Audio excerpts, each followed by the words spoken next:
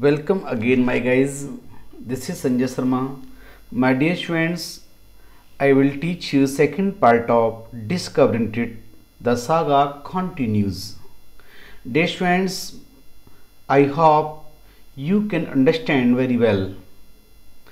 प्रिय छात्रों, जो अब तक आपने पहली वीडियो देखी, क्या इसमें से आपने कम से कम 10 क्वेश्चन बनाए? हाँ, तो बहुत अच्छे।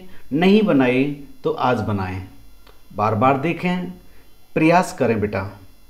आज हम पढ़ते हैं डिस्कवरिंग इट का सेकंड पार्ट।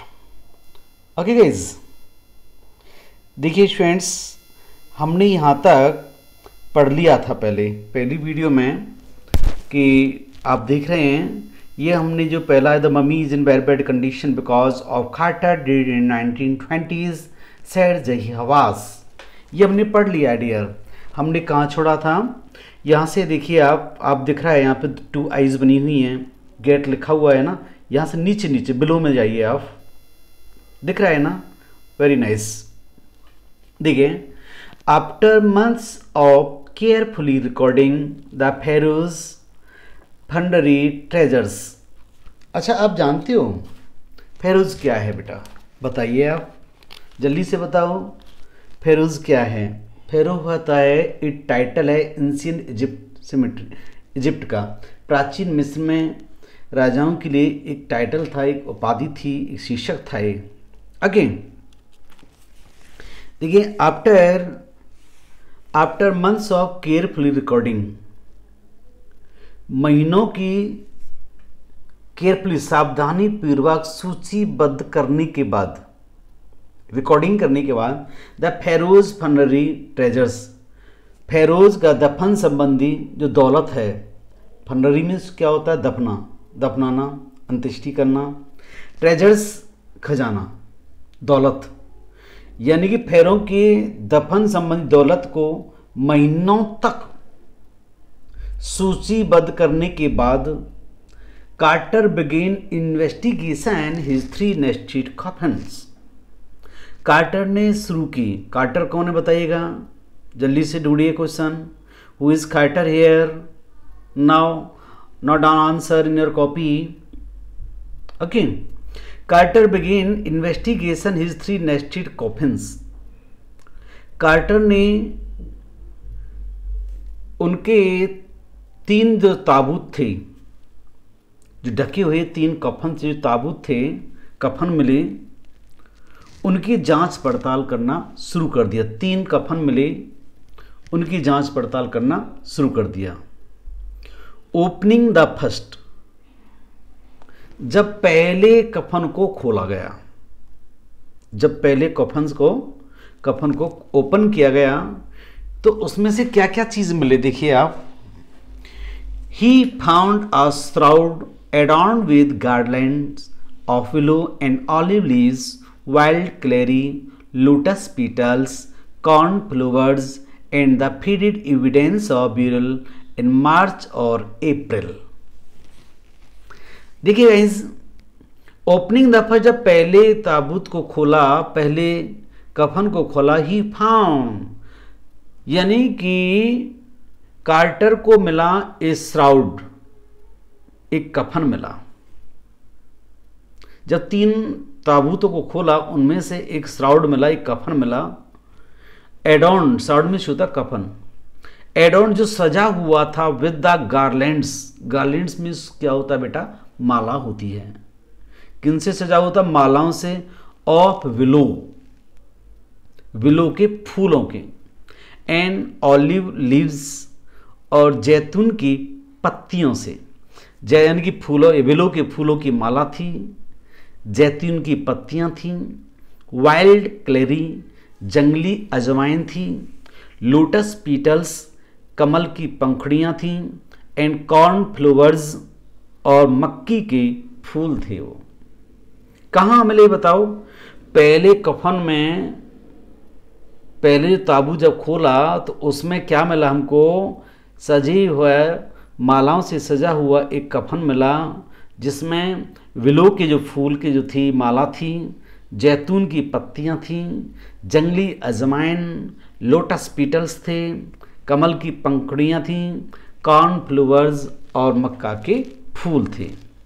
अब ये सब चीज़ मिली उस समय, किस समय? अब ये अनुमान लगाए वैज्ञानिकों ने, जांचकर्ताओं ने, कि ये किस महीने में पाई जाते हैं ये फूल हैं, ये पत्तियां। The faded evidence of burial, हल्का हल्का प्रमाण मिला कि ब्यूरल उसके दफनाने का इन मार्च और अप्रैल, कि उसको मार्च या अप्रैल के महीने में दफनाया गया था। किसको दफनाया गया था डियर?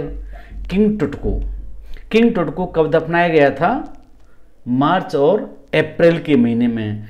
कैसे जानकारी मिली? क्योंकि इन सब जो चीज़ एवब जो चीज़ थी जो हमने पढ़ी हैं, इनमें से कब मिलती हैं? ये मार्च और अप्रैल के महीने में। When he finally reach the mummy, अंत में जब वह मम्मी तक पहुंचा, इनको हटाता हुआ, इनको सूचीबद्ध करता हुआ जब मम्मी तक पहुंचा और मम्मी तक पहुंचा, दो ही रेन इनटू ट्रबल, वह मुसीबत में फंस गया। कौन? संकट में आ गया, परेशानियों में आ गया। कौन? कार्टर। क्यों? अरे भाई ऐसा क्यों? क्योंकि the ritual resins had hardened, अनुष्ठान में की गई उपयोग में राल, रेजिन्स, जो राल जो थी, राल क्या होता है? चिपकना चिपका पदार्थ होता है।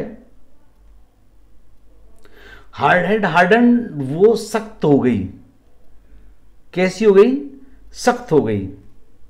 सीमेंटिंग टुट, उसने चिपका दिया टुट के शरीर को to the bottom of his solid gold coffin, उस ताबूत के ठोस बने हुई सोने के ठोस बना हुआ ताबूत के जो बॉटम से और टुट की जो बॉडी है उसको चिपका दिया। किसने चिपकाया? राल ने। और चिपकने के कारण वो सख्त हो गया, जैसे हम आप फेवी स्टिक से चिपका देते हैं, फेविकॉल से चिपका देते हैं। नो अमाउंट और लेजिटिमेट फोर्स कुड मूव दम, कोई भी प्रचुर मात्रा में कोई भी शक्ति उसे हिला नहीं सकती थी। ऐसी चिपक गई, बहुत ज़्यादा प्रयास किया कि कैसे भी एनी हाउ ये मूव हो जाए।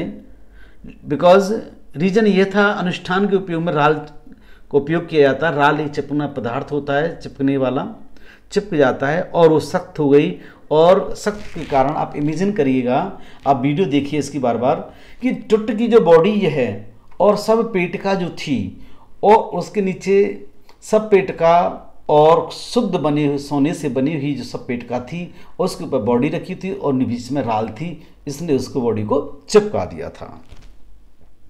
कार्टर रॉट लेटर, कार्टर ने ये बात लिखी बाद में। What was to be done, क्या किया जाए बताइए। आप ही सोचिए क्या किया जाए, इसको कैसे हटाया जाए बताइए। The sun can beat down like a hammer, और उस समय जब उस पर वर्क कर रहे थे कार्टर, उसकी बॉडी को निकालने के लिए बड़ी मुश्किल से पहले ताबूत को खोला, तो उसकी ताबूत से हमें बहुत सारे सामान मिले। और जब देखा मम्मी तो खुद ट्रबल में आ गए, परेशानी में आ गए, क्योंकि बॉडी चिपकी हुई थी और गर्मी ऊपर से थी। Sun can beat down like a hammer, सूर्य की चमक इतनी तेजी थी, ऐसे लग रहा था मानो कि हथौड़ा का प्रहार हो रहा हो। This far south in Egypt, सुदूर दक्षिणी मिस्र में। लेकिन कार्टर ने दिमाग लगाया कि Carter tried to use it, this is past in evidence. Carter ने प्रयास किया to use it to loosen the resins, जो राल थी उसको ढीला करने के लिए, लूजन करने के लिए। फोर सेवरल आवर्स, कई घंटों तक कार्टर ने, देखिए आगे, कई घंटों तक he set the mummy outside in blazing sunshine. He set the mummy, उसने मम्मी जो थी उसको बाहर रख दिया, इन ब्लेजिंग सनशाइन, चमकते सूर्य की रोशनी में। That heated it 149 that heated it, इसको गर्म किया सूर्य की रोशनी से, it to 149 degree Fahrenheit, 149 degree Fahrenheit में कि तीव्र प्रकाश से इसको गर्म किया गया। क्यों किया गया? ताकि इसकी जो राल है वो ढीली हो जाए, और ढीली चिपना जो पदार्थ है और उसकी ढीले होगा तो उसकी बॉडी को सब पेटका से निकाल लिया जाएगा। किसके लिए? कंप्यूटेड टोमोग्राफी के लिए, सीटी स्कैन के लिए। क्लियर है यहां तक? Any problem? लेकिन nothing buzzed, it means no change, there was no change, कोई भी परिवर्तन नहीं हुआ। जब उसको हिला के देखा कि कुछ धूप में इसकी गर्माहट से कुछ हल्का हुआ है, nothing buzzed, no change. He reported with scientific detachment that, Zahi Hawass ने इसको वैज्ञानिक भावुकता में लिखा और बताया कि द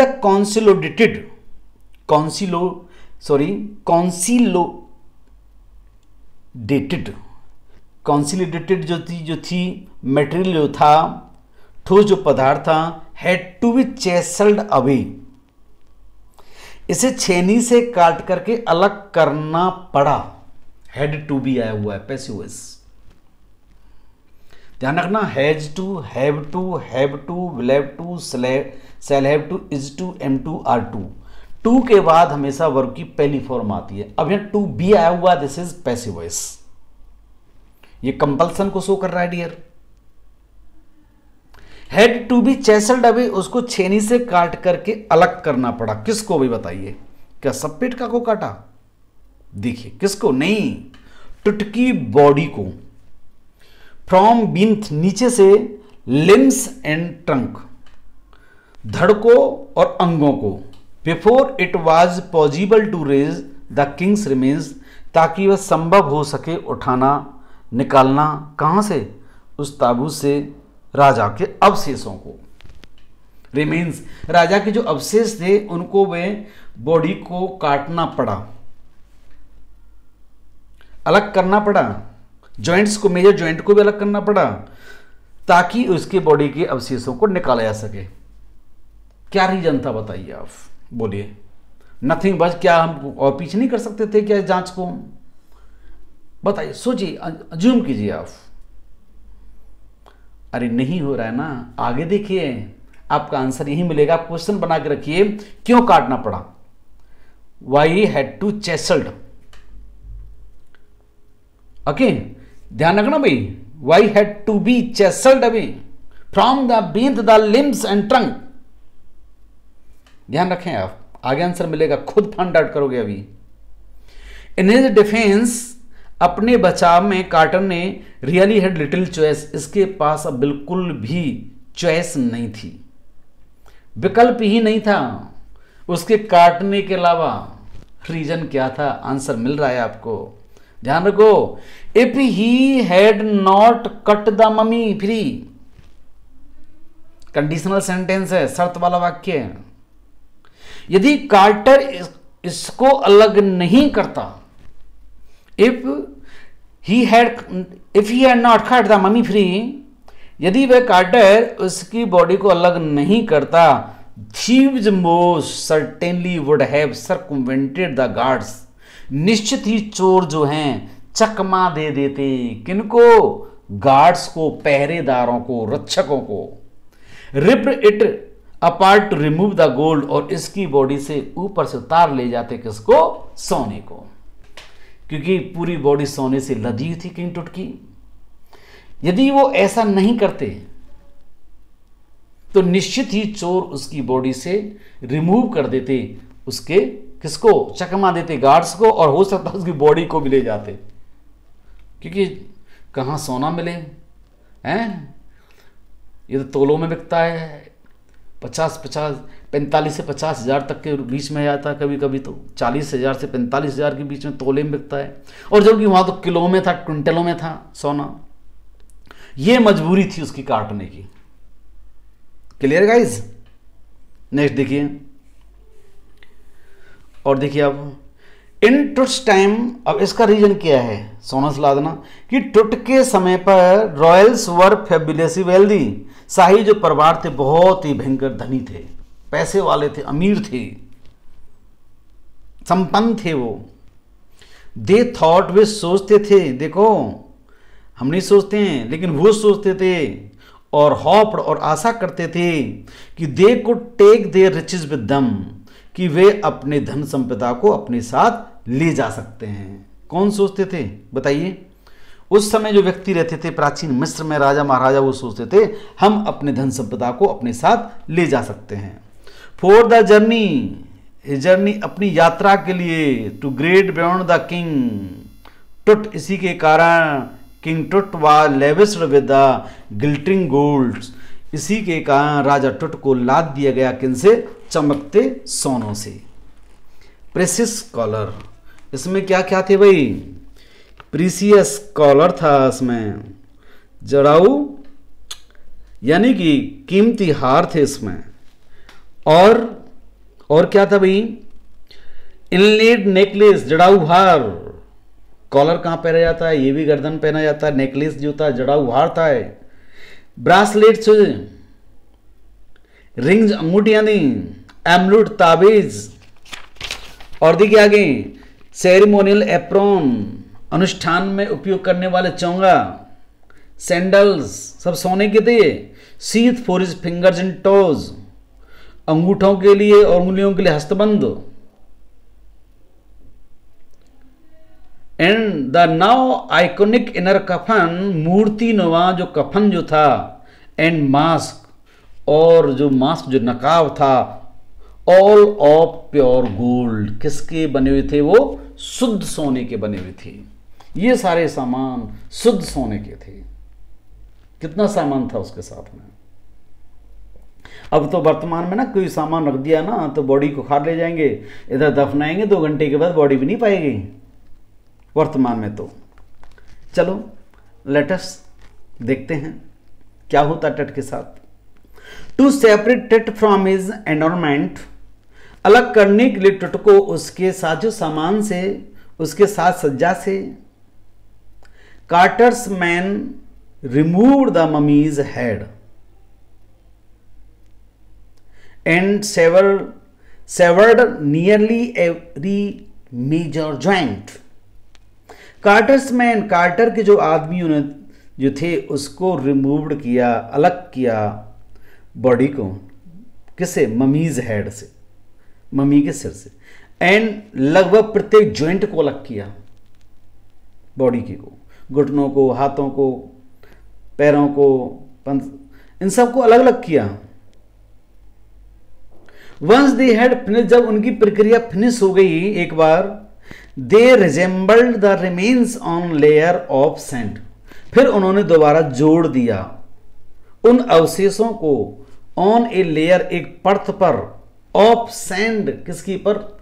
धूल की, मिट्टी की। इन वुडन बॉक्स, लकड़ी के बने बॉक्स में, विद पैडिंग, गद्दियों पर। दैट कॉन्सील्ड द डैमेज, और जो ढक दिया था डैमेज पार्ट को। द बेड, बिस्तर, वेयर टुट वाज नाउ रेस्ट, वहीं ढक दिया, आराम करने के लिए छोड़ दिया, जहां जिस बिस्तर पर टुट आराम कर रहा था। Clear guys? Any problem guys? बोलो हैं? देखिए आगे। Archaeology has changed substantially in the intervening decades, बीच के दशकों में पुरातत्व विज्ञान लगभग बदल गया है, क्योंकि पहले फोकस किया करते थे धन पर, लेकिन अब क्या है देखिए, फोकसिंग लेस ऑन ट्रेजर, बीच के दशकों में कम ध्यान देते हैं अब किस पर? खजानों पर। More on fascinating detail of life, अत्यधिक ध्यान देते आकर्षित करने वाले पहलुओं के बारे में, व्याख्याओं के बारे में जीवन के।